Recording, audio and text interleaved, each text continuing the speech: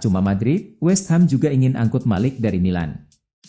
Klub Premier League West Ham dikabarkan ikut tertarik untuk memboyong Malik Thiaw dari AC Milan. Thiaw diangkut Milan dari Schalke. Sebelumnya Rossoneri dikaitkan dengan bek-bek lain sebelum akhirnya merekrut defender 22 tahun tersebut. Thiaw awalnya tak mendapat tempat di skuad utama Milan. Namun secara perlahan ia akhirnya mendapat kepercayaan dari Stefano Pioli untuk tampil di skuad utama Rossoneri. Sekarang ia jadi langganan starter di skuad Milan. Sejauh ini Thiaw sudah tampil sebanyak 33 kali di semua ajang kompetisi. Tak main-main, Thiaw sebelumnya dikabarkan diincar oleh raksasa La Liga, Real Madrid. Mereka berencana merekrutnya musim panas 2024 mendatang. Setelah Real Madrid, muncul spekulasi baru soal masa depan Malik Thiaw. Kabarnya ada satu klub lagi yang juga mengincar bek asal Jerman tersebut. Klub tersebut adalah West Ham. Rumor ini dilaporkan oleh Sky Italia. Pesan untuk Tomori di AC Milan, jadi diri sendiri aja. Ex-bek AC Milan Filippo Galli meminta Fikayo Tomori agar tetap menjadi dirinya sendiri dan tak coba meniru gaya main defender lain. Tomori beradaptasi dengan cepat di Italia. Ia pun langsung jadi andalan lini belakang AC Milan. Posisinya di lini belakang pun tak tergantikan. Tomori sebelumnya sudah membantu Milan meraih Scudetto. Ia juga membantu Milan melangkah jauh di Liga Champions musim lalu. Sekarang ini Tomori berusaha membantu Rossoneri kembali meraih gelar Scudetto plus melangkah sejauh mungkin lagi di UCL. Filippo Galli lantas diminta untuk membandingkan Fikayo Tomori dengan bek-bek lainnya. Baik itu bek dari masa lalu atau masa kini. Namun Galli enggan menjawabnya. Ia malah memberikan masukan pada Tomori agar menjadi dirinya sendiri saja selama di AC Milan dan tak berusaha untuk meniru bek lain. Bek timnas Inggris ini bakal jadi suksesor Harry Maguire di Manchester United? Spekulasi pemburuan bek tengah baru Manchester United memasuki babak baru. Manchester United dilaporkan kian mantap merekrut Marc Guehi untuk memperkuat tim mereka. Jelang bursa transfer musim dingin, Manchester United dilaporkan sedang berburu bek tengah baru. Ini disebabkan setan merah lagi kekurangan bek pasca Lisandro Martinez mengalami cedera parah. MU juga butuh bek tengah baru karena Harry Maguire dilaporkan akan cabut di tahun 2024 nanti. Alhasil mereka harus mempersiapkan opsi baru di lini tengah mereka. The South London Press melaporkan bahwa MU sudah mulai mengunci opsi bek tengah yang akan mereka kejar.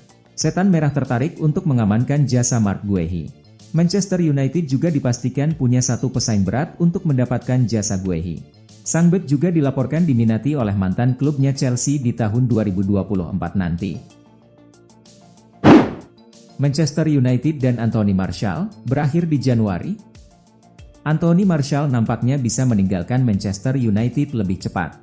Setan merah dilaporkan akan menjual sang striker di Januari 2024. Musim ini merupakan musim ke-9 Martial di Manchester United. Sang striker pertama kali bergabung dengan setan merah setelah didatangkan Louis van Gaal dari AS Monaco.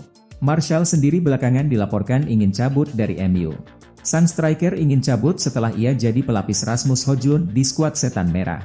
Dilansir Football Insider, Martial berpotensi cabut lebih cepat dari MU. Sang striker dikabarkan bisa pergi di musim dingin nanti. Kualifikasi Euro 2024, Cristiano Ronaldo jadi manusia paling langka usai bawa Portugal lolos. Cristiano Ronaldo menjadi manusia paling langka di Eropa usai membawa timnas Portugal lolos ke putaran final Euro 2024. Timnas Portugal akhirnya memastikan diri lolos ke putaran final Euro 2024 di Jerman.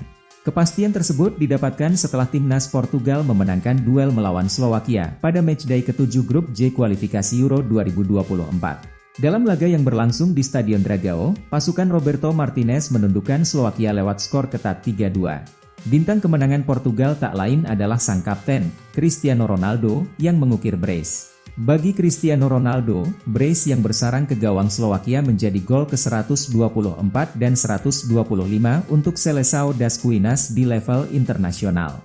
Gol ke-124 Ronaldo tersebut lahir dari titik putih. Di paruh kedua, tim tamu sempat menipiskan jarak menjadi 1-2 berkat gol dari David Hanko. Cristiano Ronaldo kembali menjauhkan Portugal dari Slowakia berkat gol kedua sekaligus gol ke-125 miliknya pada menit ke-72 yang mengubah skor menjadi 3-1.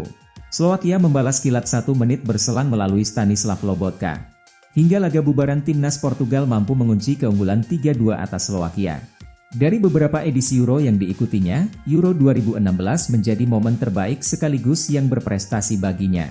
Timnas Portugal berhasil dibawanya menjadi juara Euro usai menaklukkan Prancis di final edisi 2016. Kylian Mbappé, lompati Platini. Kylian Mbappé menyumbang 2 gol saat Prancis mengalahkan Belanda. Tambahan gol itu membuat dirinya melompati Michel Platini. Belanda versus Prancis berlangsung di Johan Cruyff Arena, Sabtu dini hari waktu Indonesia Barat. Tim tamu memimpin 1-0 di babak pertama lewat Kylian Mbappé. Mbappé kemudian mencetak brace di babak kedua untuk membawa Prancis unggul 2-0. Belanda berhasil memperkecil kekalahan menjadi 1-2 saat mendekati akhir laga lewat Kielinski Hartman. Pemain milik Paris Saint-Germain itu saat ini sudah mengoleksi 42 gol untuk timnas Prancis. Mbappé ada di urutan keempat, menggeser legenda Michel Platini yang punya 41 gol. Mbappé saat ini cuma kalah 2 gol dari Antoine Griezmann, 44, tertinggal 9 gol dari Thierry Henry, 51, dan 12 gol dari Olivier Giroud, 54. Dari nama-nama tersebut cuma Griezmann dan Giroud yang masih bisa terus menjauhi perolehan gol Mbappé. Ide tidak tahu diri Barcelona, tukar Ansu Fati dengan Kaoru Mitoma. Barcelona selalu berani berencana di tengah finansial mereka yang belum sepenuhnya aman dan stabil. Baru-baru ini muncul ide menukar Ansu Fati dengan Kaoru Mitoma. Mitoma belakangan dikenal publik sepak bola dunia. Pemain asal Jepang itu sanggup mencuri perhatian Liga Inggris berkat penampilannya. Di musim 2022-2023 saja, Mitoma sanggup menorehkan 10 gol dan 8 assist dari 41 penampilan di seluruh kompetisi. Sebagai informasi, itu adalah musim perdana di Brighton dan Liga Inggris. Sejak saat itu, Mitoma mulai diincar klub-klub besar Premier League. Memboyong Mitoma yang sedang bersinar tidak akan murah. Barcelona tahu itu. Oleh karenanya, Barcelona dikabarkan sedang mencari celah. Celah yang bisa dimanfaatkan adalah pertukaran pemain. Pemain yang akan diajukan oleh Barcelona kepada Brighton, yaitu Ansu Fati. Kebetulan Fati saat ini dipinjamkan ke Brighton dengan durasi 1 musim. Jadi rencana Barcelona memang masuk akal karena sang pemain bisa dinilai langsung oleh Brighton. Masalahnya, pertukaran ini seperti rencana tidak tahu diri. Kualitas Fati dan Mitoma lumayan terbentang jauh. Belum lagi jika menyandingkannya dari kondisi fisik. Fati merupakan pemain yang dianugerahi bakat sepak bola, tetapi fisiknya rawan cedera.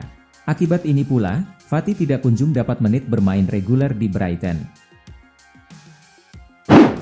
Langgar aturan di Iran, Cristiano Ronaldo dikabarkan dijatuhi sanksi hukuman cambuk 99 kali. Superstar Al Nassr, Cristiano Ronaldo, dikabarkan dijatuhi sanksi hukuman cambuk sebanyak 99 kali di Iran gara-gara melanggar aturan di negara tersebut. Semua ini bermula pada kunjungan skuad Al Nassr ke Iran pada September lalu. Saat itu Ronaldo dan kawan-kawan akan berduel melawan Persepolis di pentas Liga Champions Asia 2023-2024.